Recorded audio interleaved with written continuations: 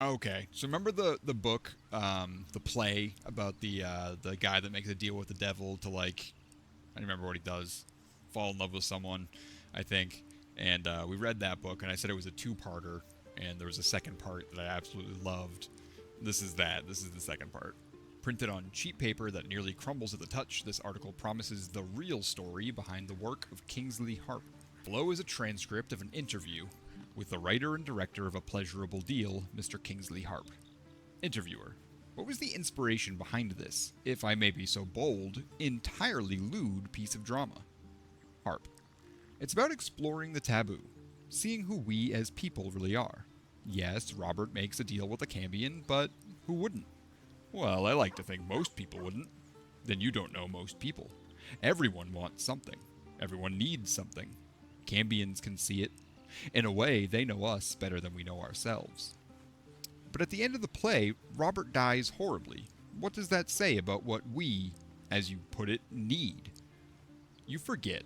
Robert dies because he broke away from Carlyle. He didn't stay true to the deal they made. So you're encouraging people to make a pact with Hell's offspring, to give up, as Robert did, his soul. We only have one life. Why not make the most of it?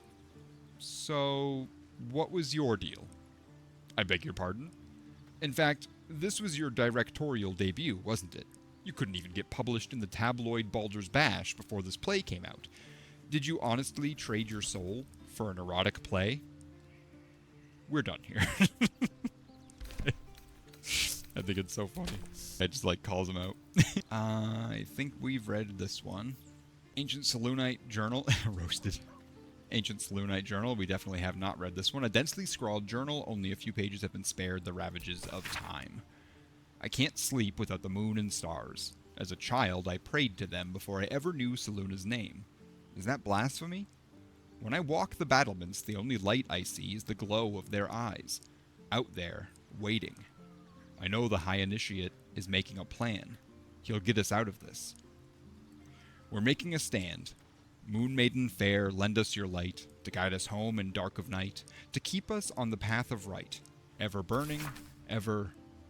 The last line of the prayer succumbs to blurring as if stained by something wet. So this was found on the body of a corpse, and the underground Saloonite temple. We hadn't quite gotten through the gate yet, but it was on like someone defending it from the outside. So, his last moments. Prentice's journal. This is found on the body of someone in the area with all the spiders. A meandering reed documenting an apprentice's flight from his homeland and struggles in his new life. Let it be known that I left my homeland because I was bound to my master, and not because I chose to. Were it not for the oath I swore, I would still be home serving the Zalkirs, and not tending to hogpox in this crude hamlet. However, an oath is an oath, and I will serve him, as is my duty, until I am released. The early journal entries are written in a delicate, intricate script that gets rougher and wilder the more pages you turn. It ends with one hastily scrawled entry. They did it. The Dark Justiciars got the old bastard before the Zulks could. Now he's bleeding out, and once he's gone, I'll be free of this oath. I can go back. I'll return the Tomb of Necromancy he stole. They'll forgive me then. They'll know I'm loyal. The key gem's secure in the tunnels. Once I have it, I'll slip into the cellar, take what I can carry, and then home. But he never made it home. That is the apprentice that we learned about. Red Mage's apprentice had the necromancy of Thay. A blacksmith's brief report on an unusual metal so hot, even a forge's scorching heat couldn't melt or bend it. Specimen metal, hardness 9.5, very hard, melting point unknown, color silver. Markings, red lacerations flecked with yellow dust. Source, Underdark? Notes, gift from redacted. Faintly sulfuric odor. Forging unsuccessful. Will not melt or warp at standard temperature. This is referring, of course, to infernal iron. Ooh, the journals. I gotta figure out what order to read those in, and then we'll read them together.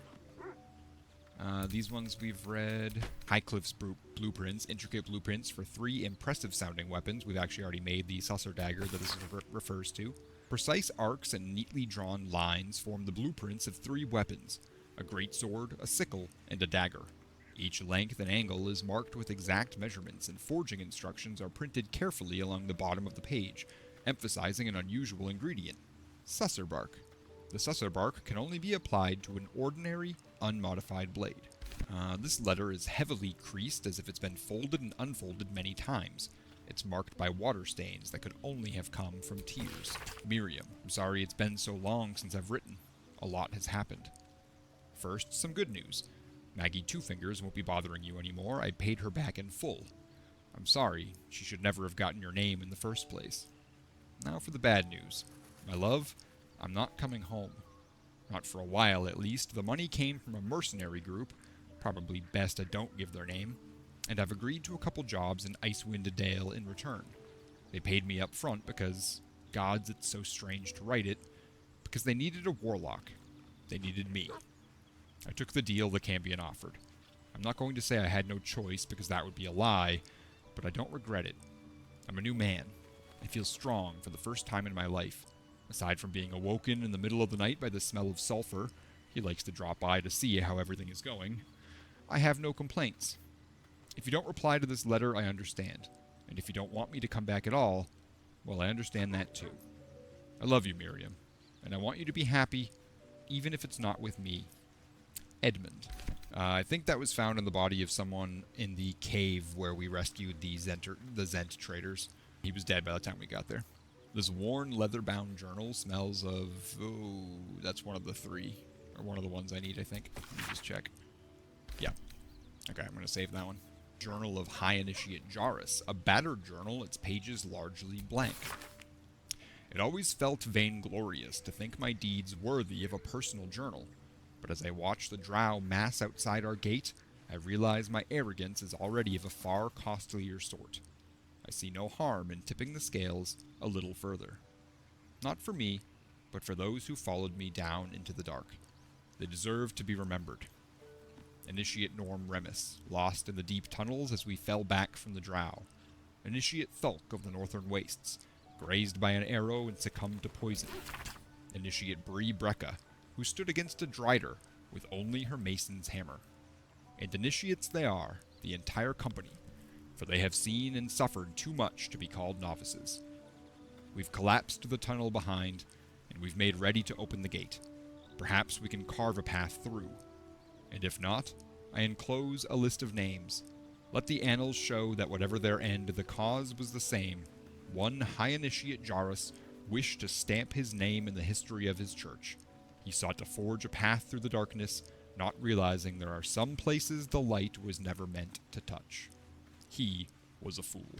That is part of that underground Selûnite temple. It was created by someone who, kind of like the story of Icarus, like he, flew a little too close to the sun, wanted to expand into places that he absolutely knew that he should not, and then they were attacked by an army of drow and killed. And he got a lot of people killed when he did that.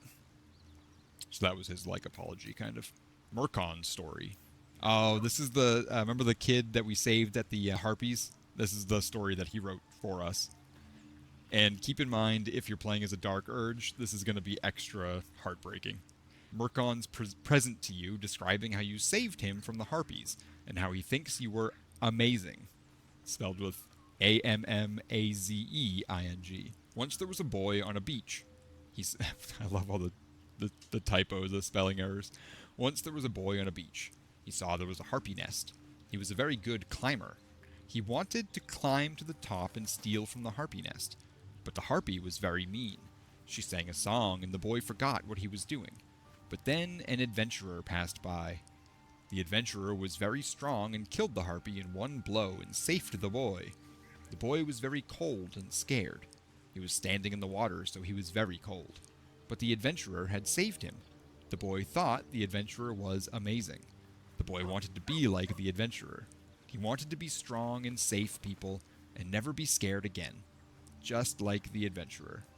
The end. Can you guess why that's absolutely heartbreaking if you're an evil character? It's so wholesome until you read it after you pull it off of his corpse. Because that is a possibility. Notes from a soothsayer. Boss with a unique personal seal in the Waterdavian style, This book's author appears to be someone of high status within that city. Each chapter of this book details a unique case study in the soothsayer Geraldine Haverlow's illustrious career. Its 23rd chapter is conspicuously dog-eared. Chapter 23, The Frightened Noble and the Ochre Omen. Hereunder I have transcribed a conversation between myself and a young nobleman, of my lifelong acquaintance. Typically, he came to me for guidance in matters of life, of love and fortune, but his visit to me on one particular occasion stands out particularly in my mind. Himself. Madam, please. What I say to you is true. Myself. Perhaps you'd be so kind as to repeat it for the record. The fellow I met was ochre of skin, with ears like an elf and the nose of a half-rotted corpse. Markings like those on a fawn's hide decorated his skin. I see. And what did he say as he approached you in the, what was it? Misted glen upon your lands? The fellow, the creature, the man, came to me slowly, a blade in his right hand. I was transfixed, as though stricken stiff by some magic. He held the sword below my chin and asked me something I could not understand. I can see it now. The blade, silver as the moon. The moon in a lake. Beneath my chin. Calm yourself, sir. You are quite safe. You say you could not understand what the fellow said. At first, no. No, at first I knew not what tongue he spoke. But he seemed to glean my confusion and tried in common instead. And he said, Tell me now, which plane is this? It was then I lost grasp of the ghost and fainted directly to the ground. And then? And then, when I woke, I know not how much later, he was gone, and I flew to you. I understand, child. Be not frightened, for you have been visited by a most auspicious omen. Your crops will yield twice their wealth this year, truly. But who was he? He was a figment of your inner daemon, a messenger from your deepest intuition, and he came to inform you of your impending luck. And I tell you it was so.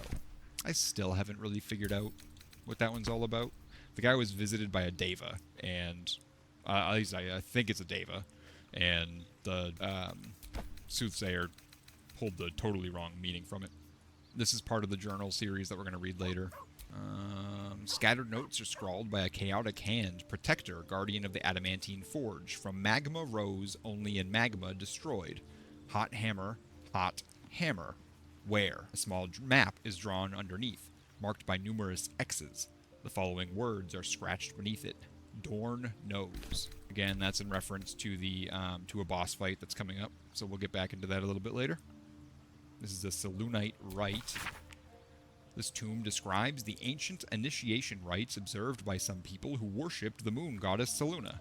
When a youngster came of age, they would be left to fend for themselves, deep in the wilds. There they would show their skills of navigation and self-reliance, as well as their determination to return to the Moon Maiden's silvery glow. Once they found their way back to their people, their faith and standing as a follower of Selûne would be beyond any doubt. Selûnite prayer sheet. A prayer dedicated to Selûne, imploring all to accept the Moon Maiden's blessings and share in her bounty. Part of the journal series. An unfinished magical scroll of questionable quality. An unfinished conjuration scroll, marred by teeth marks and dried slobber. A few words emerge from the muddle. Scaren Ixen Svelg Magma. Magma. Okay, Approachable East, Volume 1. A neatly bound journal recording Ryan Forbeck's travels across the land. We've read a couple of these. I don't think we've read the first one, though. Great dukes and duchesses, lords and ladies, and all who seek knowledge of the world, welcome. I have traveled far, seen much, and recorded all. My odyssey began in a humble tavern, where I met a Rashimi mercenary. An approachable fellow, he offered me a tale in exchange for a drink. I accepted, and was soon rapt, as one ale became 6. He told me the legends of his people, sharing their stories and culture. He told me of the lands he'd visited, from the Silver Marches to Calimshan, from the Moonshae Isles to the plains of Purple Dust. The more he spoke, the more I realized I'd never traveled further than Beregost. I felt like a fly, spending my short life buzzing about a latrine, ignorant of everything I was missing. Well, no more. The next day I packed a bag and set out, following the Chianthar east. I would travel to Rashomon, see this magnificent world, and document it all. This is Volume 6. I must say, for a place with so many orcs and goblins, Thesk is a remarkably pleasant land, a true melting pot where all are accepted, and quite a lot seems to be permitted. Alas, the crew I sailed here with were imprisoned by the harbour master, but I was soon on the road known as the Golden Way, and it lives up to its name. The wealth of a continent marches along this road. Furs from Neverwinter and iron from Nashkel flow in one direction, while silks and jewels flow the other. I have heard so many stories of the world. The Golden Way passes through Rashomon, through the wastes of the Horde lands, and on to the continent of Karator, a land of empires, dragons, and beasts I've never dreamt of. I am so close to Rashomon. But what was once my dream now sounds so mundane. Last night I made camp and was joined by a charming fellow. I told him my dream of seeing Rashomon, and he laughed. He claims that Rashomon is nothing compared to Thay, and invited me to visit the court of the Zulkirs. It seemed rude to turn down such an illustrious invitation, so I will see what this Thay has to offer. Then Rashomon, and beyond. The Genesis of Selûne and Shar, a book of religious lore. An ancient tomb detailing how Selûne came into being along with her sister Shar. The silver, radiant Selûne and the dark, alluring Shar complemented each other and brought an orderly distinction between light and dark in the universe. Realm according to Bumpo, a mass-printed paperback detailing the adventuring experiences of the fictional rube Gabin Bumpo. This book naturally falls to a dog-eared page in which Bumpo describes the more unusual races he's met in his travels. But they weren't half so strange as the bird folk. First Aarakocra I had met had the head of a parrot, the body of a human, and the wings also of a parrot. I tried not to stare, but it was real hard.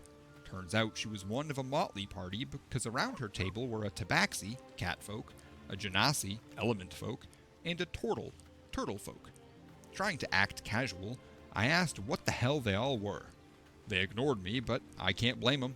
To them I must have looked awfully dull and average, for they were the first of their kind I'd seen, but I was just one of a billion boring humans to them. So random.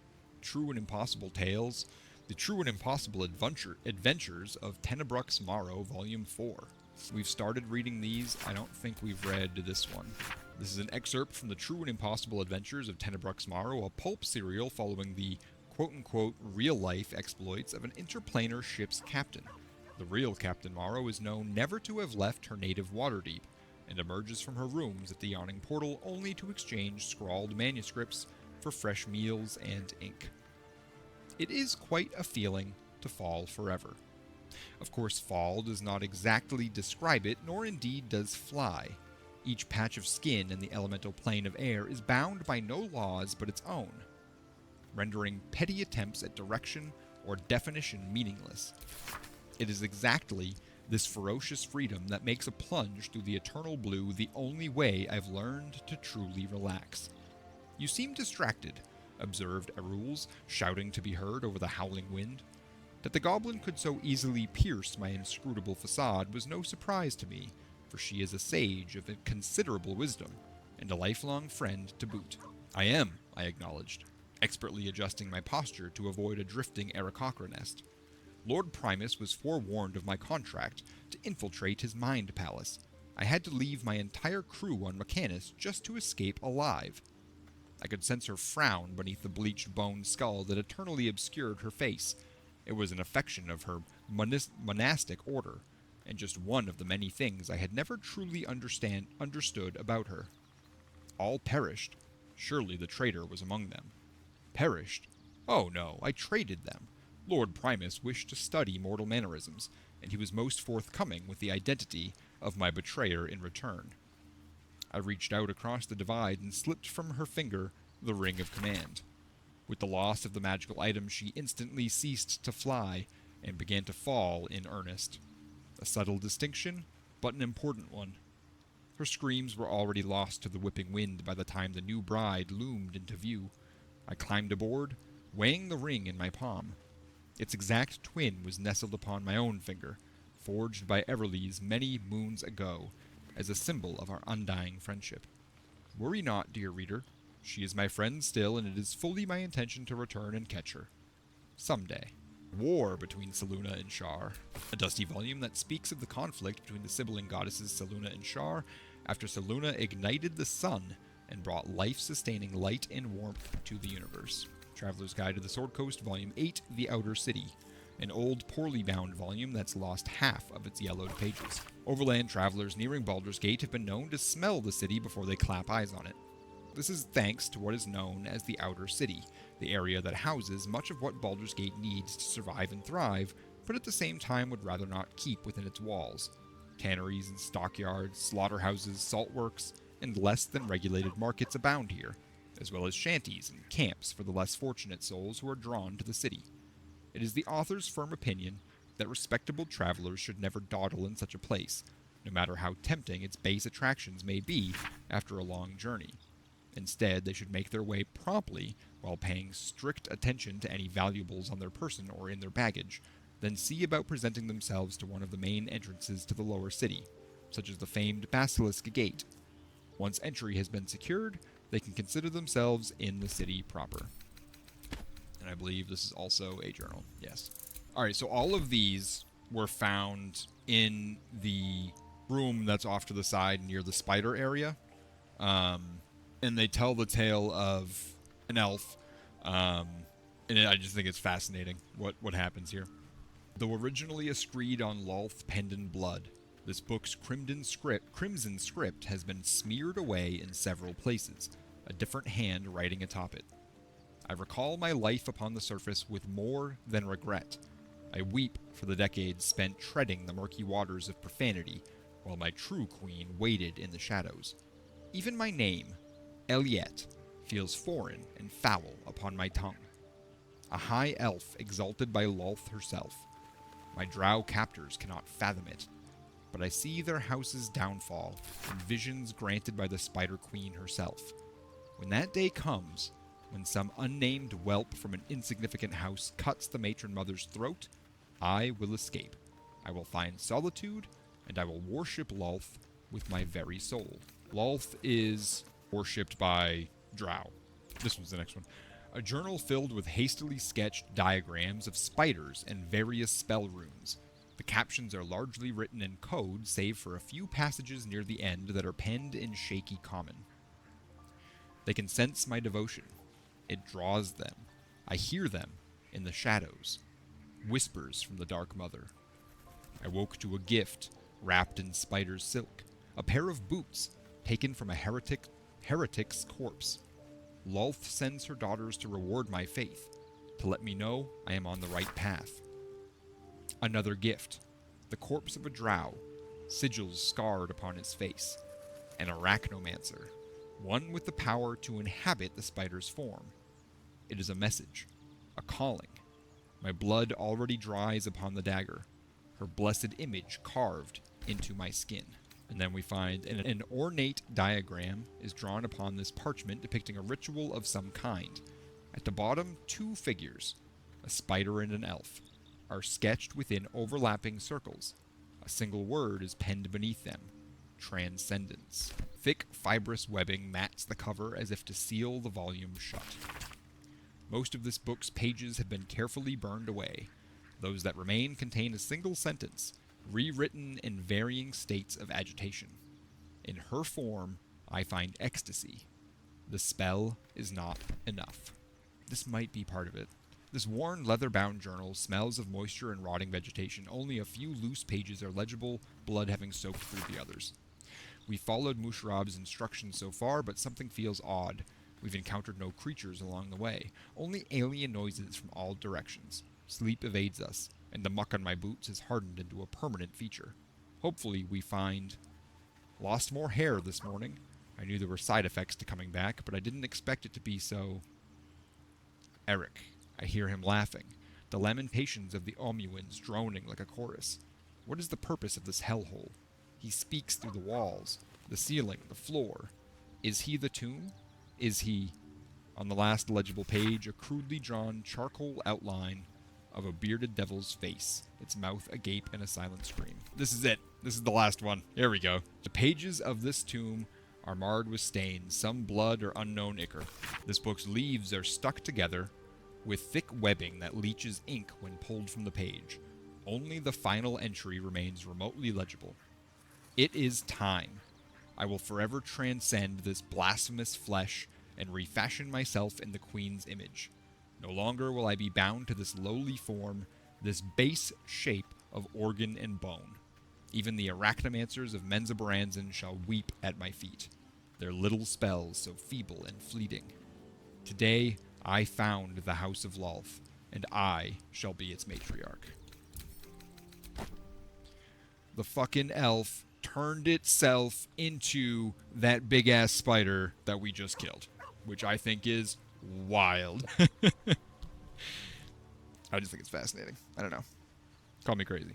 And don't forget to combine your shaft and tip of a spear into the vision of the absolute, which is, it's okay. There's nothing special about it. It's great for fighting beholders, but like not so worth it that I'm gonna make a big deal about it.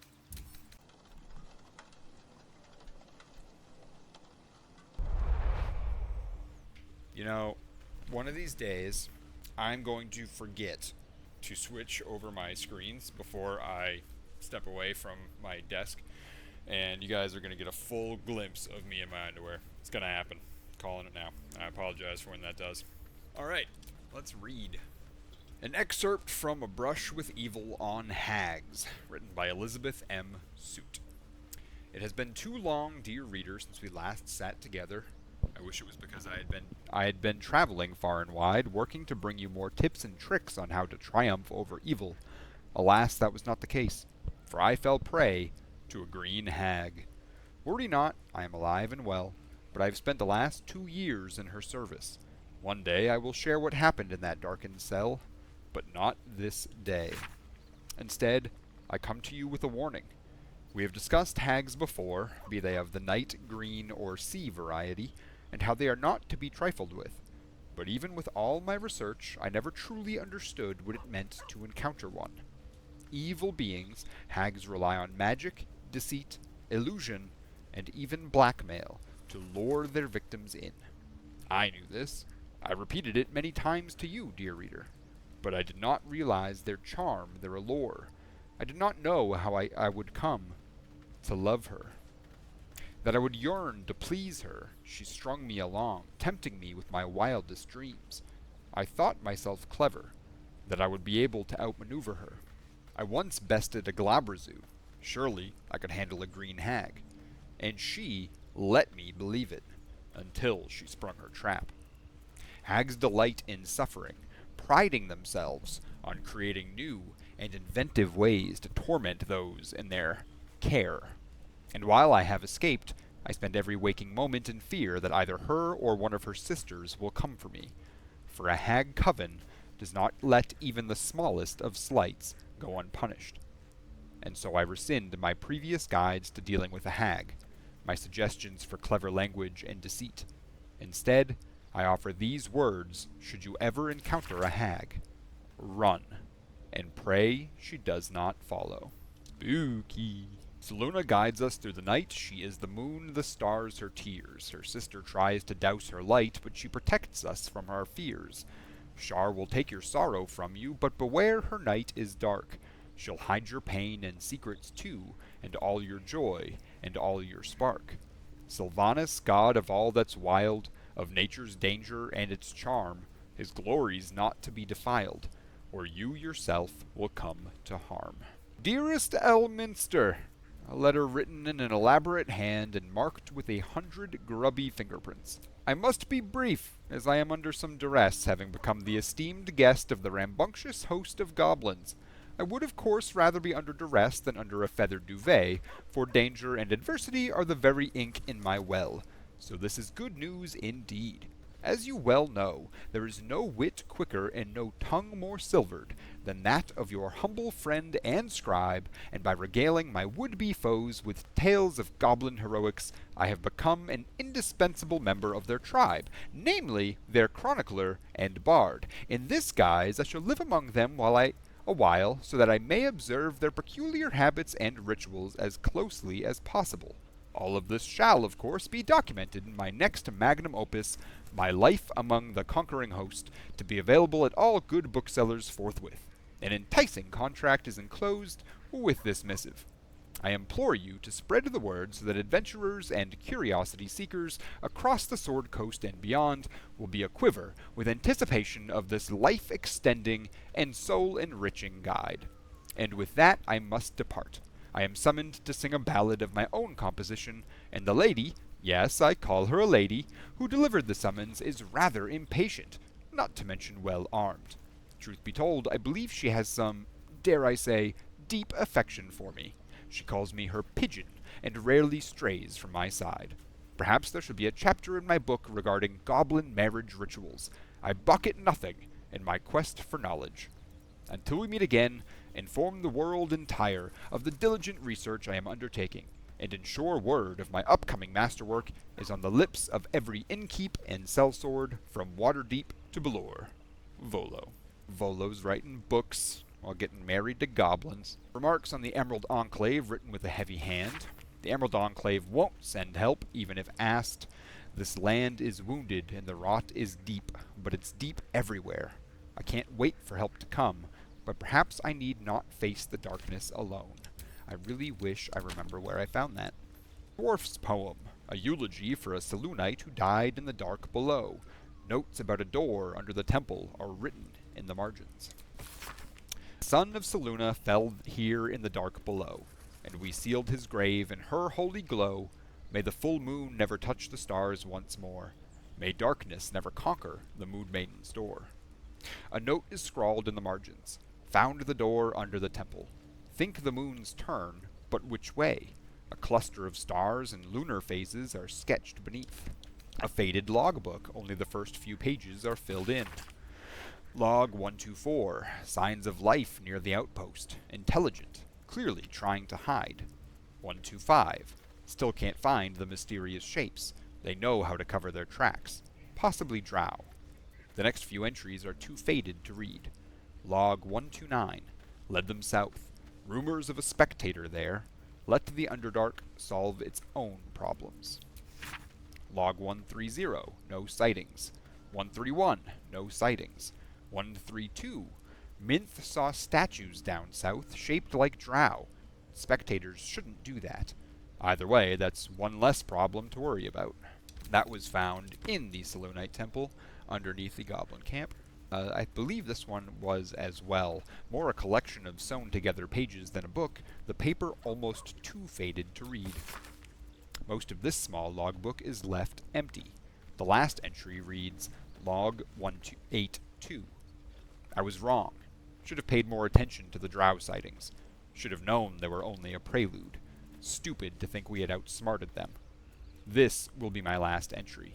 Minth will keep the records from now on. Most of the words have all but faded from this scrap of paper, which I believe, once again, is from the Selûnite outpost. Read this every morning. Remember. Oh, nope. This is not from the Selûnite outpost. This is from the Hag's Lair. Read this every morning. Remember, she is not your friend. She is not your family. Do not eat the food unless she is watching. Do not drink the tea unless she is watching. Do not wear the mask. Do not wear the mask. Do not wear the mask. The word lies is written in large, thick letters across the rest of the text. This tomb appears fairly new printed. It can't be more than a decade or two old. Fascinating that such a seemingly valuable object has proven so difficult to track down. Indeed, treasure hunters the realm over have traveled to the Sword Coast with one goal in mind, to find the Night Song. Yet each by each they have failed, indicating dead ends, rebuffs, or else disappearing altogether. My latest inquiry was with a half-orc named Greylee, who insisted he'd come as close as possible to the relic, as one may go without forfeiting his or her life. He indicated that the object is not, as most reports indicate, in the Selûnite fort adjacent to the river Chianthar. It is in fact held in an old Sharon fortress somewhere in the environs of Moonrise Towers. However, Greylee reported that some kind of potent shadow prevents one from approaching where this fortress might be. As I mentioned when we found that, it basically tells you that the Night Song artifact that we've been looking for is not where it was said to be, but it's somewhere else that we will come across later on in the game. Letter from M. This was found in the Hag's Lair, and it begins in an elegant hand but soon descends into a furious scrawl. Ethel, forces are at work in Baldur's Gate. The mewling wretches are trying to edge me out of my own territory. I've killed at least 4 of their agents. None have talked, not yet at least. I doubt you hear anything beyond the bleating of your ridiculous sheep, but if you catch even a whisper, send word. Immediately. So, Ethel is in league with a mysterious M. Oh, and she writes back. Blotches of ink are spattered on this unfinished letter, written in an uneven scrawl. Sister dearest, are you feeling all right, Petal? I can't believe you let some pup give you the slip. I'd be mortified. Worry not. My redcaps nabbed the bugger. They're taking their sweet time with him. The screaming stopped a few nights past, but the sobbing continues. He'll die regretting he crossed a hag. A mother with a failing mind. You know me so well. I have the most darling mask for her. You must come to Viz. I don't know what interrupted her. Maybe it was us. Logbook of Sendings, an ancient record detailing correspondence between Selûnite priests. This was found also in the Selûnite Temple, or like en route to the Selûnite Temple. I don't think it was quite in there yet. Marked as reference material for the Temple Archive, this logbook contains transcripts of magical sendings from the temple to the depths below. This record seems to be an exchange dating from near the temple's foundation. Jarus, enough foolishness. A new temple with settlers to guide, and you'd rather scrabble in the dark below. We're clerics of Selûne. Act like it. M. Morna, the lady lights the way. What is this Underdark but a path her light hasn't touched yet? Come, we can debate theology in the new chapel. J. New chapel? Those materials were meant for the temple proper, not your playground down there. What am I to tell the House of the Moon? Tell them to start packing. There are caverns down here to dwarf the inner cathedral. The builders are almost done, and so we go deeper. Enough, Initiate. The Underdark is no place for games. Those are novices with you, not silver stars. Return. Immediately. Initiate, don't ignore me. I know you took ample components for ascending. Respond. Jairus, respond. M. Fortified what we can, but wards won't last. Seal the tunnel and do not follow. You were right. This place belongs to them. Jairus, hold fast. Whatever it is, I'm sending reinforcements. Just hold on. No. No more death. Ordered novices to collapse tunnel. You'd be proud of them. Forgive me. We only meant to spread her light. Jairus, High Initiate in the Lady's Light. That whole story is so sad. How all he wanted to do was like be a missionary, and he ended up getting himself killed. Him and everyone that he brought with him. This note is written in a cheerful scrawl, complete with love hearts. Take a breather, lovelies, and have a bite to eat on me. You actually find this letter on a pack of poisoned apples when you first arrive at the in the putrid bog, or sunlit wetlands. A series of stories distributed among children to encourage the worship of the goddess Shar. There once was a beautiful woman.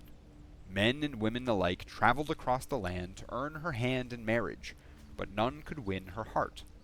Her mother despaired, for she wished for her daughter to find love and happiness. And then her mother died. The woman cried and cried. Her suitors stopped calling, her friends stopped writing, and still she cried. You poor child, Shar whispered in her ear. They only wanted you for your beauty, for your charm, for your grace. Now that grief has replaced your charms, none care for you. None but I. The woman spoke to Shar, who listened. She prayed to Shar, who answered. For the first time in her life, the woman had a true friend. And then Shar asked her to take a vial. A small vial. An innocent vial. She took the vial to a man. The man filled it with a liquid, and told her to drop it into a well.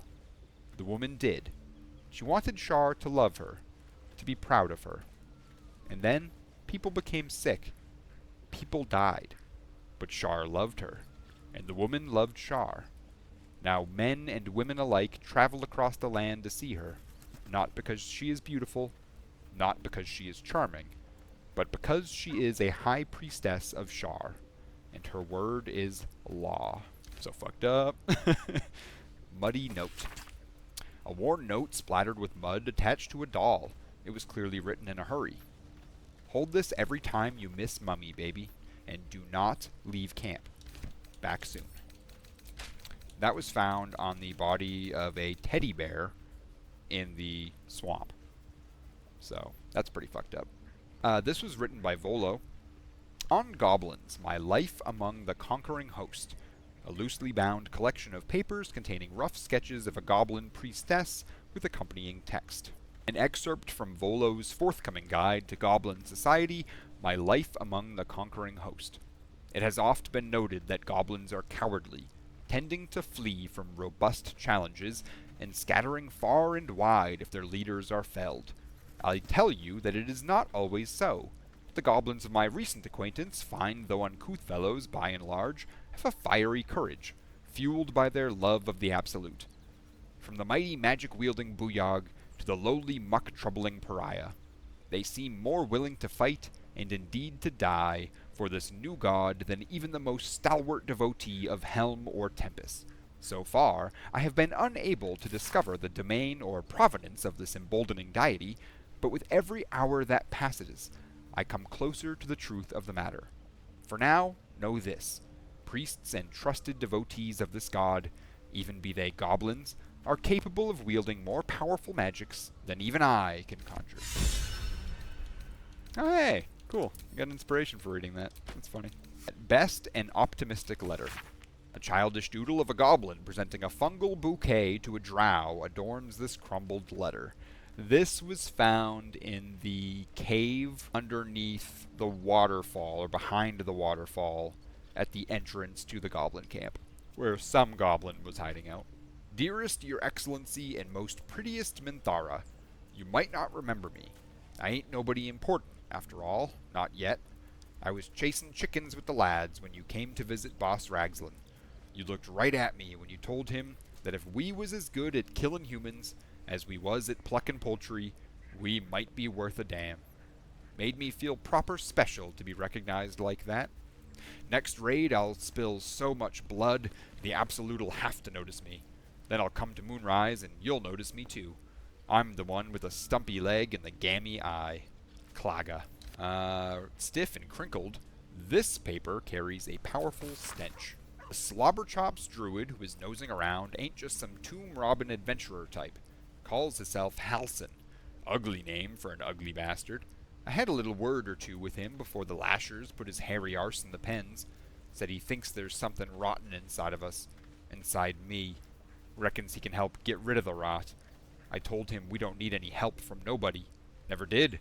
And especially not now the Absolute's taken a shine to us. I says there'll be something rotten inside him soon enough. There's a lot of rancid meat down in the pens, and when we cut him open, I'll make sure he stays alive long enough for the maggots to make a nest of him.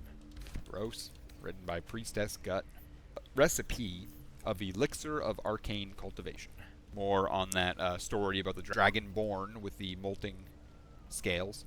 Though the book is mildewed and covered with what seem to be imprints of small animal guts, one recipe in particular is still legible. There is joy in helping others that I never knew.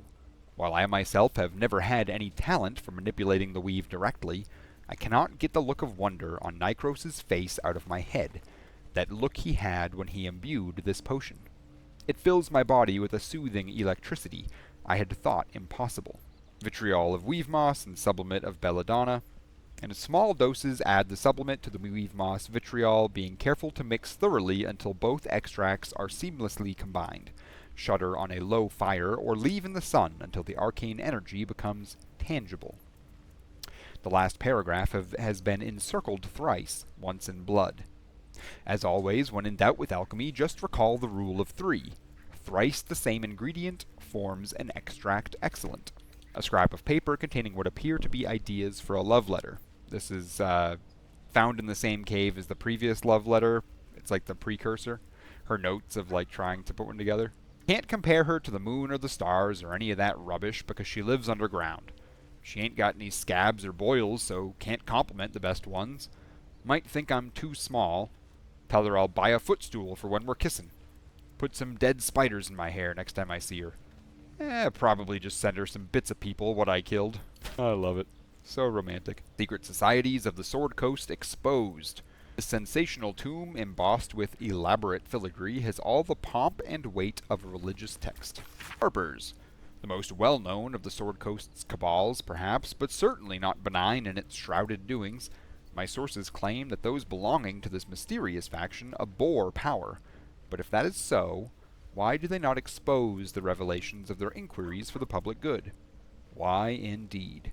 Because knowledge is power, and the Harpers intend to keep both for themselves. Shadow Druids. Weigh the life of a man against that of a sapling oak. Which do you value more highly? Ask a Shadow Druid the self-same question, and be shocked by their answer. This dangerous group utterly disregards intelligent life in favor of the life of plants and insects. Their perversion of the natural order leads them to plan and execute plots so dastardly that the mere description of one would leave you glancing sideways at your begonias. The Order of Clerd. The least known and accordingly most dangerous of the secret societies I have researched is the Order of Clerd. My sources tell me this shadowy conspiracy of murderers, mutilators, and tyrants regularly meet to plan the demise of any number of innocent citizens of our fair land. What's more, they like it. Dark Justiciars. I shudder even to inscribe their name upon the purity of this page. I shall leave it at this. They worship Shar. Selûnite Journal. Most of the pages in this age journal have been hastily torn out, perhaps for kindling. Thus the interlocking circles will bring the full moons to match the stars, while casting darkness where it belongs at the bottom. That chasm to the Underdark will stay sealed. I confess the design is not foolproof to outsiders, but I had to sacrifice complexity for material resilience. I've always wondered why Selûne took me from the Hall of Wonders to serve at this temple as a priestess. Perhaps this was the reason. Simple poison recipe. This book is redolent with the enticing smell of paper and ink. I have long wondered about whether to publish any malevolent concoctions I have encountered. Nikros convinced me with that damnable smile of his. But it is true that the life of an adventurer can be made safer through a good offense. Please use this recipe responsibly, and do not cause any harm to other thinking creatures. Recipe for 1 vial of simple poison. Vitriol of bone cap, ashes of daggerroot. Sprinkle ashes over the vitriol, do not stir. Cap the vial and wait until it exudes an acrid smell. And remember, when in doubt with alchemy, just recall the rule of 3. Thrice the same ingredient forms an extract excellent. You're going to get sick of me reading that. Tattered notes. This time-worn note is thin and ragged. A harsh touch might cause it to disintegrate. This place is dark, but the lady's light shines yet. Just as the drow had almost broken through, Jarrus rallied the last of the initiates and charged forth. For a moment, the cavern shone with Selûne's own brilliance. I'd have gladly gone with them, wound or no, but Jarrus bade me stay and hold the gate until his return. I am to keep the records, too. I'll have space to write of his victory. It's been days, maybe hours, since we collapsed the tunnel. They were supposed to return after the battle. I cannot dig it out on my own. My eyes won't get used to this darkness, but I can hear them stripping the dead. I'm sorry. I haven't learned the death rites yet, but I will hold the gate. I promise. The final entry is barely visible. More faint scratches than legible writing. Sorry. Approachable East, Volume 7. This is the life of Ryan Forbeck, and I believe this is his last book. Thay is beautiful. Its people are warm. Its people are kind. I am welcome here. Rashomon means nothing to me now. Kara Tor means nothing. My travels are done. Come, my friends, I implore you. Come to Thay. Thay is beautiful. Ryan Forbeck. Kind of creepy. Illustrated Adventures of Balduron. Baldiron. Drawings in this book are crude but enthusiastic. While the ink is faded and the pages ragged, the author's gusto remains. I love this one. This book is packed full of tales of adventure. The monsters are ferocious, the men are muscled, the women are buxom, and the clothing is easily torn. Something is cleft in twain on every other page, although you do find a passage that's a little less bloody. The woman's eyes were dusky, filled with mystery and promise. Balduron was intrigued. Anything, he asked. Anything, she said. Just name it, and it can be yours. Oh, what do you want, and what do you want in return? Oh, just a small thing, she smiled. Balduron laughed. Nothing about him was small. I want your soul, Balduron, she sighed. Give me your spirit, and whatever you desire shall be yours. Balduron considered this for a moment. Very well. I want a turnip. She hesitated. Your soul, in exchange for a turnip. A nice turnip, nodded Balduron. Very well. Dark smoke whirled around the woman, whose skin was turning red. Then you shall... The next couple of pages have been torn out. When the story resumes, the woman, now fully revealed as a devil, is kneeling at Balduron's feet. Curse you, Balduron! I am bound to you, yours to call upon when you need me, and your soul is your own once more. Let that be a lesson to you, laughed Balduron. Never underestimate the power of a turnip. So ridiculous. Purged Palate, Midwinter Edition. What just happened? The world may never know. A widely printed series of dwarven recipes. A series of recipes accompanied by anecdotes about the meals in question. This is a twist on the traditional dwarven eglock stew. Those non-dwarven who can't translate that, don't bother. No point frightening yourselves. Just make sure that once you've burned the alcohol away, do not add the dried venom. Substitute it with some other sour, whatever agrees with your milky constitution. As to how I discovered this one, back during my watchman days, a drow thief I caught spiked my supper. The look on his face when I quaffed it down was near as good as the stew. Screed of the Willing. The spine of this ancient book is cracked and broken, but its pages have kept a sharp, cutting edge. Honesty, love, wrath. Many traits are divine. There is only one that we possess and the gods do not. Pain. Our most holy mistress invites us to revel in that which makes us mortal, to embrace pain so she may look upon us and know we are truly living. For what is a life without the sting of agony, without the anguish of heartbreak? It is a life unlived, a life wasted hiding from the joys of the world. In Leviatar's name, I ask you to live, to dig your nails into your skin and know that you are alive, to know that the greater the pain, the more exalted the life. Whether your pain comes from claws, the scourge, or an ache in your soul, know that our maiden is watching over you. She sees your suffering, and she loves you for it. There should be a trigger warning on that book. The True and Impossible Tales of Tenebrux Morrow, Volume 2. An excerpt from the True and Impossible Adventures of Tenebrux Morrow, a pulp serial following the real-life exploits of an interplanar ship's captain. The real Captain Morrow is known never to have left her native Waterdeep and emerges from her rooms at the Yawning Portal only to exchange scrawled manuscripts for fresh meals and ink. And thus, in the light of the Feywild's never-setting sun, we passed into the land of the Eladrin. My astute resolution to sail around their forests was betrayed. It seems to me that the river itself conspired to change course, bringing the new bride into the shadow of the trees, that I might see those dancing figures up close. The form of the Eladrin, with which I am now intimately familiar, is that of elves as seen in fever dream, slender as wands and with hair of every changeable hue. Their moods mirror that fey wilderness from which they spring. One moment gentle as a still pond, the next inexorable and deadly as a falling mountain. The latter I experienced only after spending many agreeable hours, or perhaps seasons, among them. A halfling woman, employed among my crew as a smith, dared to raise her voice in song above that of our hosts. The depth of the insult became clear as the forest fell into silence, and it was only quick thinking on my part that delivered a compromise. When we left, it was without our smith, and the only sound was the solitary ring of her hammer, as she endeavored to forge a blade that would sing for the Eladrin more sweetly than she. It has been some centuries since. I hope she has succeeded by now. This books are always so weird. Feskin Anthology of Goblin Poetry, a battered pamphlet containing more than a few lewd sketches. I once met a wizard in Tamar, who went and corrected me grammar. He said I can't cast no spell till I enunciate well, so I beat him to death with a hammer. I love it. What we got here, boys? Ah, book of poems, he says. Privy roll, more like. You know how poems will make you feel stuff? Well, this one time I was dreaming about this ogre, right? And he was huge. Ran straight at me. And I gave him the biggest kick to the nadgers. Woke up smiling, I did. Is that a poem or no?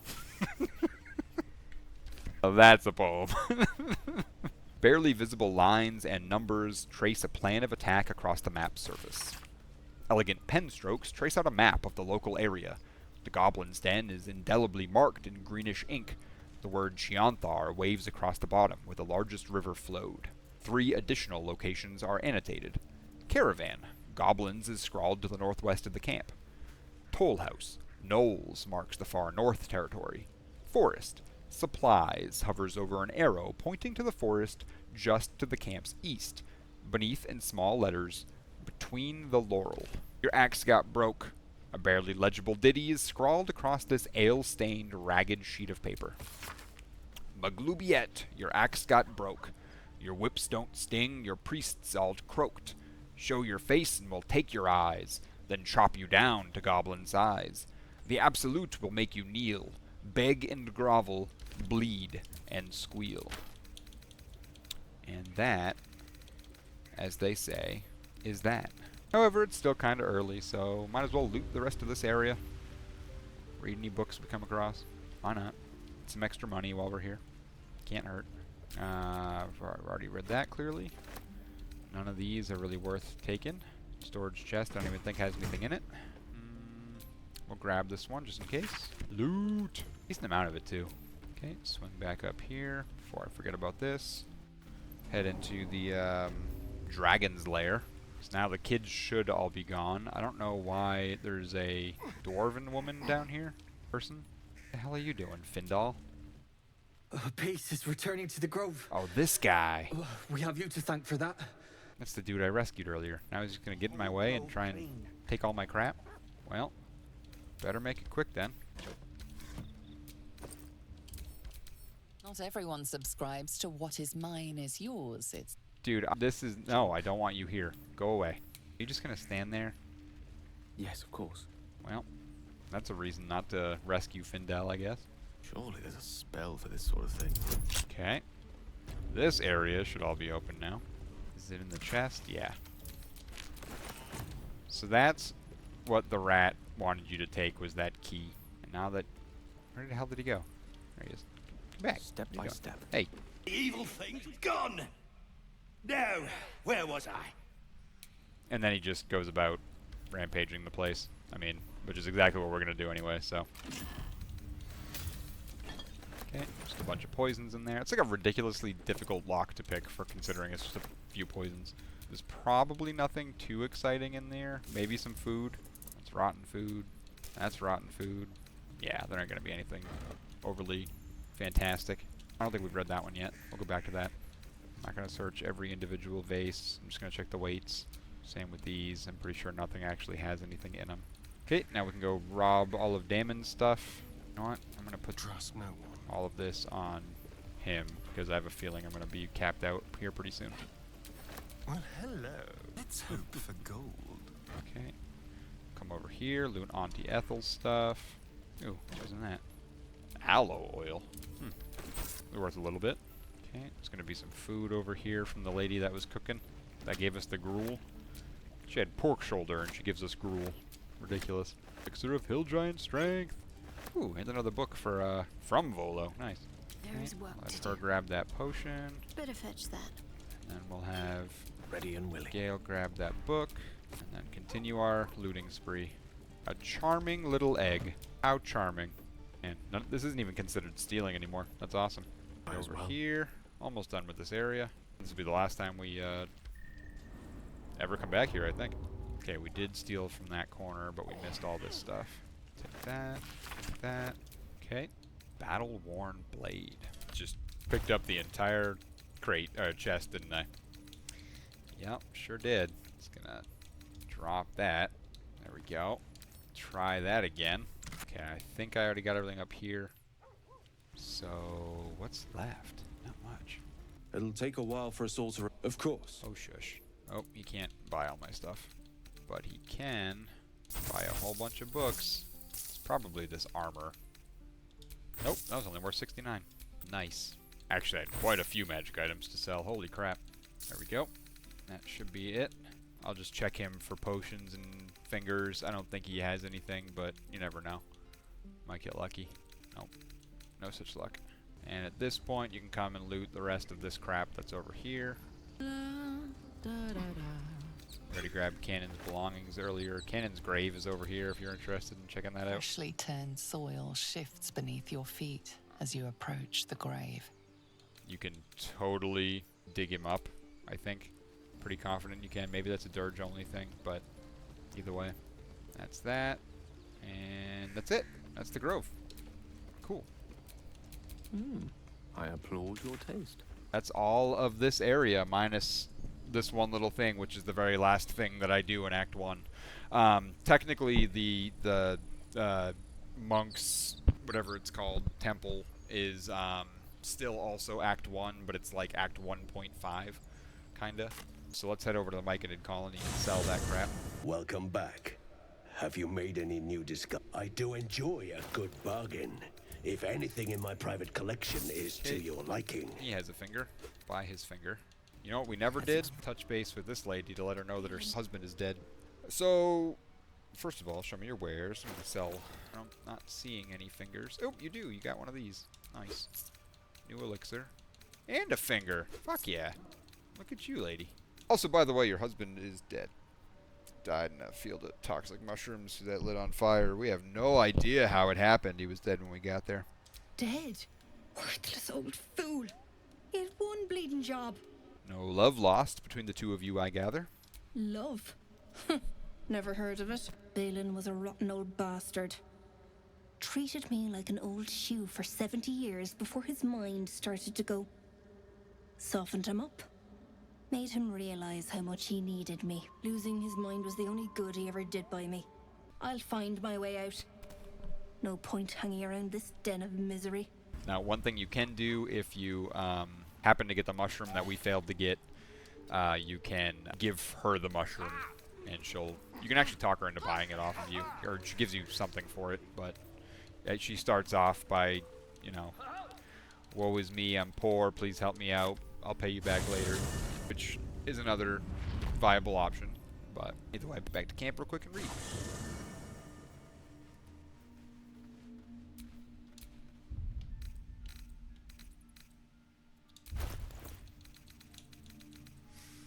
A collection of children's rhymes about the gods, Amonitar, Asmodeus, and Aurel. Amonitar, sun's bright light, shines the truth into man's laws. Speak his name to stop a fight, then invoke a legal clause.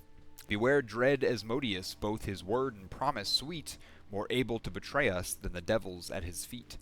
Aurel is merciless and cold, the winter's icy breath. Spare her a little food and gold, so you won't freeze to death. Druid's Ledger. Supply log is scrawled and underlined on the inside cover. The dirt-stained pages that follow track the storage and use of food and medical supplies. A flurry of entries near the end suggest that the reserves are nearly depleted. It's no wonder the druids were all panicked. Makes sense. Fables of Faerun 3, The Enticing Elder. One of a series of thin tomes illustrating simple lessons to readers of all ages. There were once two sisters, one a great fighter and one a great cleric, who longed for new adventure. I shall skewer an elder brain upon my sword, cried the fighter, to the Underdark. I wish to know the secrets of the brain's powers, said the cleric. Let us be off. In the recesses of the deep, the sisters slew darklings and darrow, bugbears and bullets. The two reached an illithid colony when the fourth 10-day passed. Their quest would soon be complete. With great effort, they felled a half-dozen mind flayers, and soon reached the elder brain's lair. It rose from the brine pool at the center of its chamber, flanked by elithids. The brain didn't speak aloud, but the sisters could hear it in their minds. I am called Cause, or Chaos. Why have you come? I will make your powers my own, called the cleric. I will crush you and bring an end to your tyranny, said the fighter. The brain hovered in silence. A moment later, a burst of psionic energy shook the chamber, and the sisters lay dead. Good luck, Chaos replied. The elithids feasted heartily that day. Front and center, a thespian's memoir, an insightful reflection on becoming someone new. In fact, the greatest joy of my life hasn't been acting, but becoming. When you choose a character to play, you don't just wear a mask, you take a little of their soul for your own. Whoever you are in your heart of hearts changes, if only by the faintest mote. I don't know why Zevlar was reading that, but there you go. Invasion plans for Elturgard. An aging map of Elturgard and its surroundings. The cities of Baldur's Gate and Elturel are both marked, but it's the wilderness in between that's covered in notes, symbols, and ciphers. The freshest ink marks pictographs of goblins and gnolls, shown gathering in the forest and hills nearby, on the origins of the Zhentarim. An excerpt from the ongoing metatext Rebound by Eosofa Elgin, a scholar excommunicated from the Church of Denir for her heretical efforts to reconstruct the metatext, her god's annal of lost and hidden knowledge. But perhaps greater still than their monopoly as the continent's largest private army, the true achievement of the modern Zhentarim is in the sanitized image they present to the world. Viewed by most as an efficient, if unscrupulous, mercenary organization, few would guess at the Black Network's dark origin, as a cult dedicated to the dark god Bane, once bent towards bringing all peoples to heel beneath his creed of tyranny and domination. Many among their ranks scoff when confronted with this fact, citing overblown conspiracies and reassuring me that the only gods to whom the Zhentarim give worship today are the twin deities, Profit and Power. This is not to say the organization has entirely shed its dark side, however. Alongside the clenched fist of their military, another hand works from the shadows to ensure that the network prospers even in peacetime. For just as vital as the movement of troops is the movement of goods, legal or otherwise, and there is no border or market that is ever truly closed to one bearing the seal of the Black Network. The pages are stained with dust and mud, but between screeds about hygiene while traveling on the road, your eyes settle on this section. There were those that warned me against staying from the river, but I was out searching for an adventure, and where better than the fields of the dead? Living in Baldur's Gate, one hears much about this grand grassy plain, but one never visits. And for a place with such a desolate name, it is positively teeming with life. Well, perhaps not teeming, but there are honest farmers to be found there, and a large number of ravens. Alas, I had no time to venture near the huge hills, or barrows as the locals call them, but I am told that ancient artifacts are all but bursting out of the ground. A fine spot for a little relic hunting. It's The Approachable East, Volume 2 by Ryan Forbeck. The Guild, Hidden Rulers of Baldur's Gate. This book's central argument is encapsulated in a chapter devoted to Rilsa Rael, Guild Kingpin of Little Calimshan. In another time and another place, Rilsa Rael would be celebrated as a revolutionary. In Baldur's Gate, in her own lifetime, she's known as a crime lord, a kingpin of the guild ruling over the city within a city that is the district of Little Calimshan. Rilsa's story began when she was orphaned at a young age. Her father was hanged by the Flaming Fist for sheltering his fugitive brother. Soon after, her mother was denounced by the jealous wife of a patriarch, and imprisoned in the sea tower where she perished. Alone in the world, she had learned two valuable lessons. When the law is corrupt, it is a necessity for those without the support of its enforcers to act outside of it. And when the law is brutal, it is an ethical duty to act against it. Operating from within the Callum Jewel Emporium, Rilsa knows the value of everything and everyone that moves through Baldur's Gate. She controls a wide network of agents who observe and track the exchange of goods and information as closely as any merchant or politician. But second-hand knowledge is cheap. I was like, that doesn't make any sense. It's a page number, Jordan. Rilsa's real trick is to draw those with secrets to share directly into her orbit. At her Garden of Whispers, information can be shared with the guild anonymously. Anyone with a grudge to bear or a competitor to bring low, that is to say anyone of importance, can ensure that the whole city knows their grievance. It is said that if somebody speaks of your weak spot in the garden at dawn, you can expect to find a knife buried in that exact spot before night falls. And Volo's Complete Guide to the Behavior of Nymphs. Honestly, I don't even think I've read this one. The heavily edited draft of a book that examines the activities of nymphs in great detail. The book is handwritten in a swinging scrawl. The red ink of an eager editor slashes through most of its contents. 2 inscriptions, each in a different hand, are scribbled inside the cover. V. Absolutely not. E. Dearest Elminster, while you may lack imagination, nymphs, I assure you, do not. Nor does the public that eagerly awaits this work. I will refrain from publishing this piece for now, but only that I may conduct a more extensive bout of research. Your friend these many years, Volothamp Godarm, author, researcher, raconteur, etc. I love Volo. My guy. That's it. We're all caught up on reading. Holy bananas. Thanks for hanging out, guys. Appreciate you. Thank you, Dark, for remembering, because I never do. Don't forget to join the Discord, the YouTube channel. YouTube is the same as my name. You can see it right there, down at the bottom of the screen, which is fantastic. And I think that's it. I think that's all I got for you guys. What is Lorcana? I don't know what that means. Is this like some kind of fancy new thing, or is it... What's going on? What is it? I'm going to Google it. Lorcana. Oh, that's cool. Okay. It's like Disney Magic. It's a Disney trading card game. That's awesome.